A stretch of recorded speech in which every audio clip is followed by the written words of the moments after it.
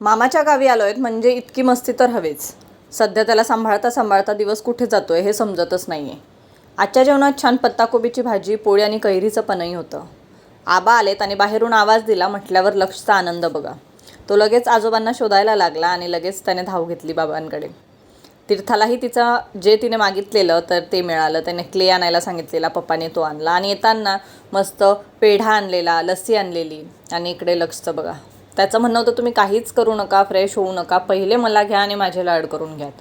खरंच नशीब लागतं असे आजोबा आजी भेटायला. आणि माझ्या मुलांचं नशीब इतकं चांगलं आहे की त्यांना दोन्हीकडचे आजी आजोबा मिळालेत आणि तेही सर्व लाड पूर्ण करणारे मिळालेत. पप्पांनी छान पेढा आणलेला आणि तो इतका सुंदर असतो, माव्यासारखा असतो अगदी. आणि तीर्थालाही तो खूप आवडतो. सध्या आमच्याकडे हेही एक मेन टास्क असतं, ते म्हणजे लक्षला झोपवणं. संध्याकाळच्या जेवणात मस्त मसाले भेंडी आणि पराठे बनवलेत. आणि इकडे रात्री लक्षचा डान्स बघा.